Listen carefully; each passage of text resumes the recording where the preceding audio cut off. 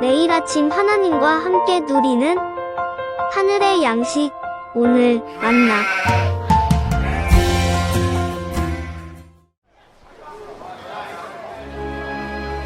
그런즉 어찌하리요? 우리가 법 아래 있지 아니하고 은혜 아래 있으니 죄를 지으리요?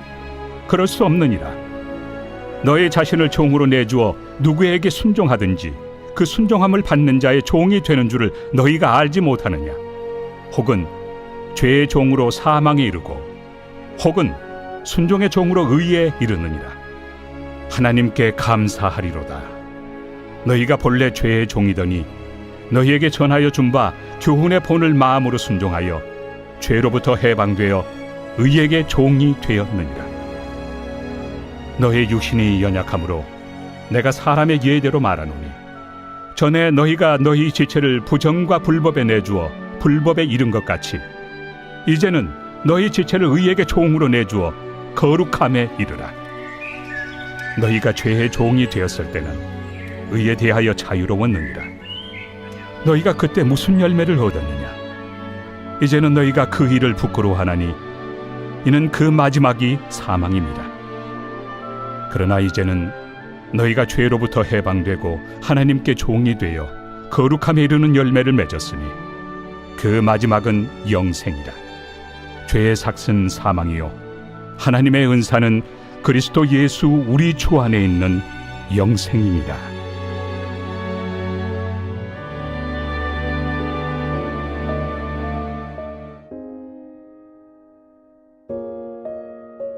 할렐루야. 사랑하는 성남질 교회 성도님들, 어제 하루 잘 지내셨습니까? 어제 하루 하나님의 종, 또 생명을 가진 자로 귀하게 사셨죠? 오늘도 그렇게 거룩함, 귀함으로 살아가는 저와 여러분 되기를 축복합니다. 로마서 6장 15절에서 23절 말씀 보게 되겠는데요. 이제 어제 내용하고 같이 계속 연결이 됩니다. 어제 내용이 그거였죠.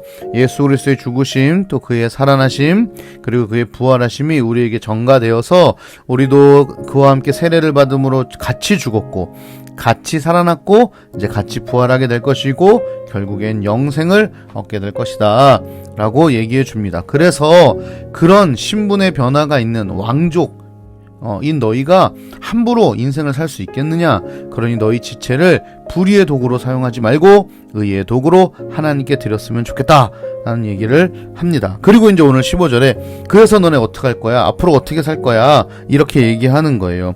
법 아래 있지 아니하고 은혜 안에 있으니까 죄를 지으리요? 그럴 수 없느니라.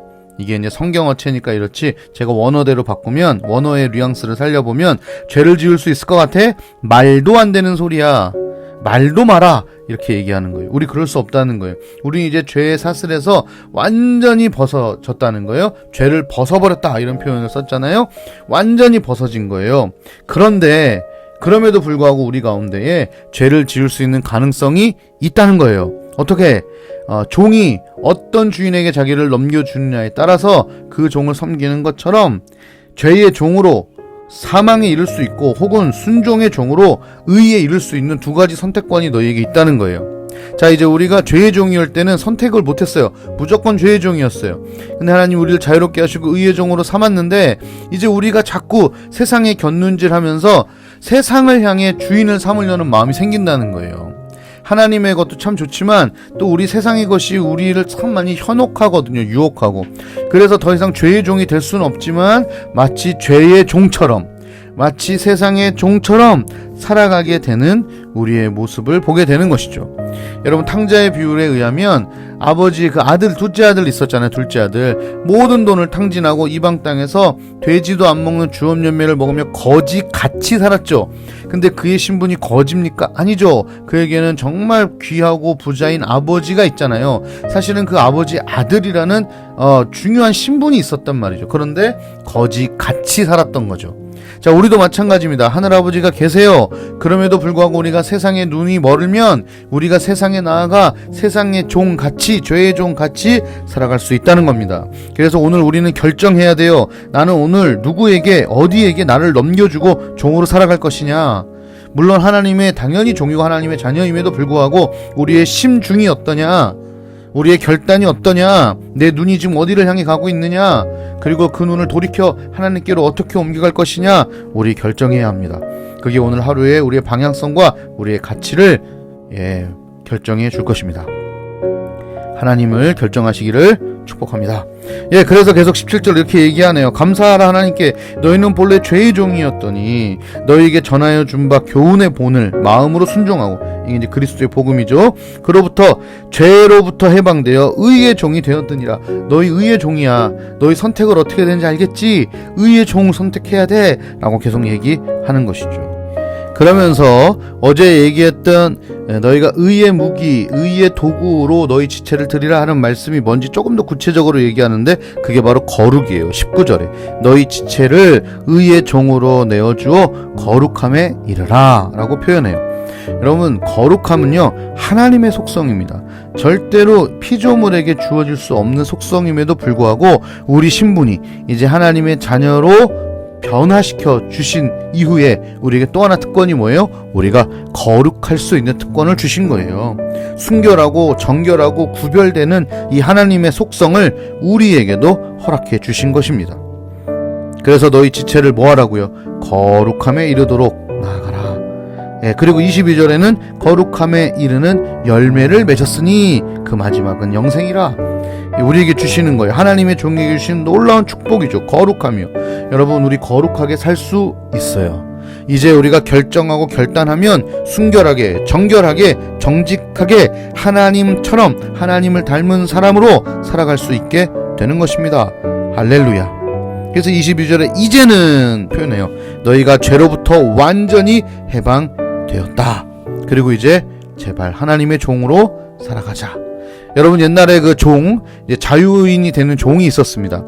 사람마다 이제 예를 들면 빚을 져가지고 5년, 10년, 20년 혹은 희년에 종들이 해방이 됩니다.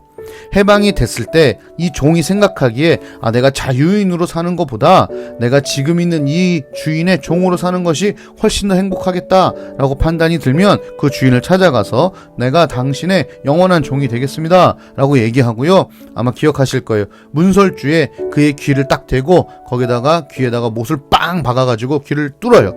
그래서 그 피가 귀에는 구멍이 남고 문설주에는 그 종의 피가 남습니다. 그래서 내가 당신의 영원한 종으로 살겠습니다는 자발적으로 종이 되는 제도가 있었습니다. 우리도 마찬가지입니다. 하나님이 강제로 우리를 이리 와 이렇게 얘기하지 않으세요. 하나님을 보여주시고 하나님을 느끼게 해주시고, 이런 하나님에게 우리가 자발적으로 귀를 갖다 대고 하나님, 전 영원한 하나님의 종으로 자녀로 살겠습니다 하기를 원하시는 마음이 하나님의 마음이에요. 그래서 하나님이 인격적이다 라고 말씀하시는 거예요. 무작정 강제로 끌고 가지 않으세요. 여러분, 오늘 우리도 결정할 수 있어요. 세상에 나아가서 내가 세상의 종이 되겠습니다 하고 내 귓볼을 내어밀 것인가, 아니면 다시 하나님께 나아가 하나님, 아무리 생각해봐도 저는 하나님의 종으로 사는 것이 맞습니다. 하나님의 자녀로 사는 것이 맞습니다. 저에게 자유를 주셨다면 제가 그 자유를 하나님에서 사용하겠습니다 하고 주님께 귓볼을 내어놓을 것인가. 오늘 우리 결정해야 돼요. 23절 더 읽어볼게요. 죄의 삭은 사망입니다. 세상의 종의 결국은 사망입니다. 그러나 하나님의 은사는, 하나님의 선물인 예수 그리스도는 우리에게 영원한 생명을 주십니다. 오늘 하루 내 깃볼을 어디에게로 갖고 갈 것이냐, 반드시 결정하고 그 하나님께로 나아가기를 주님의 이름으로 축복합니다.